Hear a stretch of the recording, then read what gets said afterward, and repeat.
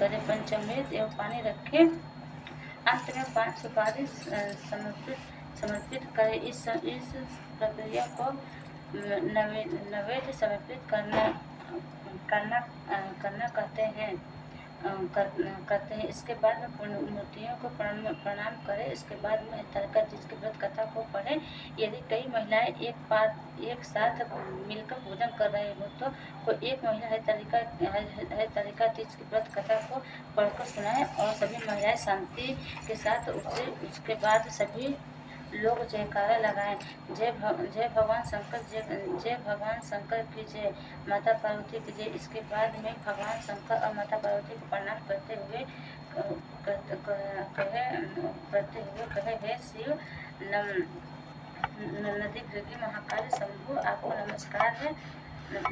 हे शिवप्रिया कल्याणकारिणी जगत धात्री, आपको नमस्कार है, जो अपने मस्तक पर चंद्रमा धारण किए हैं और वह सहज प्रसन्न होकर मनवांछित फल प्रदान करते हैं। उन भगवान भोलेनाथ को नमस्कार है, जिनको केशव कल्पवृक्ष के सुंदर फूलों से ढके हुए हैं और जो नए वस्त्रों को धारण करती हैं। ऐसी माता पार्वती को नमस्कार है। आप दोनों ही इस स्वयं संसार के भय स्थापन से मेरी रक्षा कीजिए। आप मेरी और मेरे परिवार की सदैव रक्षा एवं उन्नति करें।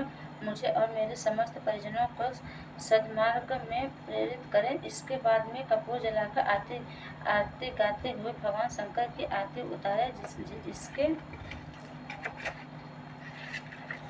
इसके बाद में पंचामृत और फल मिठाई को प्रसाद भी भांति सबको वितरित कर दे और स्वयं भी ग्रहण करे। इसके बाद में व्रत का प्रारंभ करना चाहिए, अर्थात भोजन आदि ग्रहण करना चाहिए। इस प्रकार से यह व्रत संपूर्ण होता है। मिट्टी की मूर्ति आदि सामग्री को उन्हीं दिन अथवा अपनी सुविधा अनुसार एक दो दिन के बाद में किसी बहते हुए जलाशय में जैसे नदी, नहर आदि और प्रवाहित कर देना चाहिए।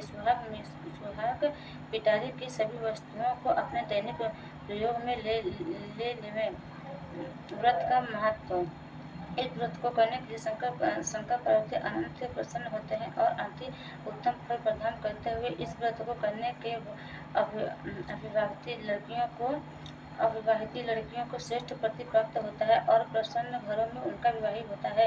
इस व्रत को करने से विवाहित स्त्रियों की सुहाग की रक्षा होती है और वह स्वस्थ रहकर दीर्घायु प्राप्त करती है। इस व्रत को करने से सुख समृद्धि की प्राप्ति होती है और परिवार में सभी प्रकार की सुख शांति सदैव बनी रहती है। इस व्रत को करने से भगवान भोलेनाथ की कृपा प्राप्त होती है और संपूर्ण जीवन सुखपूर्व व्यतीत करके अंत में शिवलोक की प्राप्ति होती है। हरितालिका तीज की व्रत कथा। द्वापर युग में महाभारत का युद्ध समाप्त हो गया और पांडवों को राज्य प्राप्त हो गया। जब चारों ओर सुख शांति स्थापित हो गया, भगवान श्री कृष्ण भी अपने राज्य द्वारिका को चले गए थे। बहुत दिनों के बाद एक दिन भगवान श्री शंकर स्वयं की पांडवों का हाल जानने के लिए हस्तिनापुर आए। तब सभी पांडवों ने उनका बड़ा ही सत्कार किया। तब द्रौपदी ने उनसे पूछा, हे कृष्ण, हे मधुसूदन, आप आदि मध्य अंत से रहित हैं। आपकी माया का कोई पार नहीं है। आप स्वयं सर्वज्ञ है और आप ही परमेश्वर है। आप मुझे ऐसा उपाय बताइए जो कि हम स्त्रियों को समस्त प्रकार के रोग, शोक और पापों से मुक्ति प्रदान करे और हमें सुख शांति प्रदान करे। आप कोई ऐसा उपाय बताइए जो कि हमको धर्म मार्ग में प्रेरित करे। यह सुनकर भगवान श्री कृष्ण बोले, हे द्रौपदी, तुम धन्य हो क्योंकि तुमने केवल अपने अपने लिए नहीं बल्कि समस्त स्त्री जाति के हित के लिए प्रश्न किया है। जब अब मैं तुम्हें ऐसा ही उपाय बताता हूँ। उस उपाय का नाम है हरितालिका तीज व्रत। हरितालिका तीज का व्रत भगवान श्री कृष्ण ने आगे कहा, हे द्रौपदी, इस हरितालिका तीज के व्रत के अंतर्गत भगवान शंकर और माता पार्वती की पूजन की जाती है। भगवान शंकर अजर अमर है और महान योगी है। वह महज में ही प्रसन्न होने वाले और भोलेनाथ है। अंत उनकी पूजा करके कोई भी स्त्री सौभाग्य प्राप्त कर सकती है। भगवान श्री कृष्ण ने कहा, हे द्रौपदी, अब मैं तुम्हें वो प्रश्न सुनाता हूँ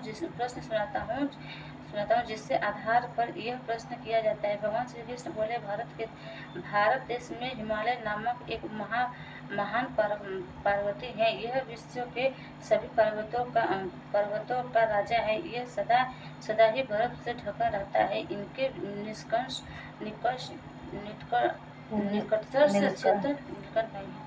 निकटस्थ क्षेत्रों में विभिन्न प्रकार के वृक्ष हैं। अनेकों प्रकार के पशु एवं पक्षी वहाँ पर विचरण करते रहते हैं। देवता, गंधर्व आदि सदैव वहाँ घूमते रहते हैं। इन पर्वतराज हिमालय के ने मनुष्य तन धारण करके मैना नामक स्त्री से विवाह किया था और फिर वह सुखपूर्वक अपना जीवन यापन करने लगे। फिर इनके घर में एक सुंदर कन्या का जन्म हुआ। उनका नाम उमा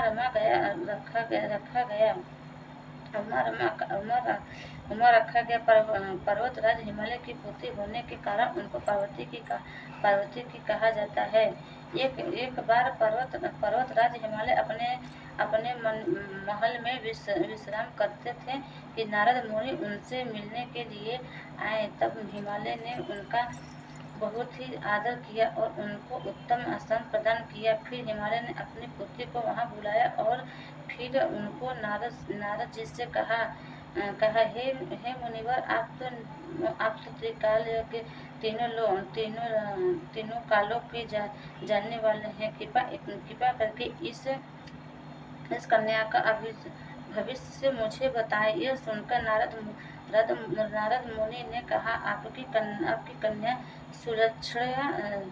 सुलक्षणा है और सभी प्रकार के उत्तम गुणों से युक्त है, लेकिन इसका विवाह किसी पारिवारिक विहीन सुखों से उदासीन तपस्वी और योगी व्यक्ति के साथ विधवा कहाँ है? धूप का अगरबत्ती जला देता है। हिमालय साथ में ही होगा। यह सुनकर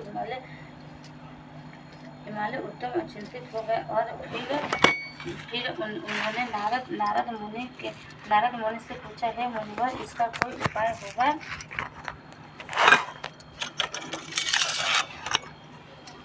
तब नारद मुनि ने कहा, हे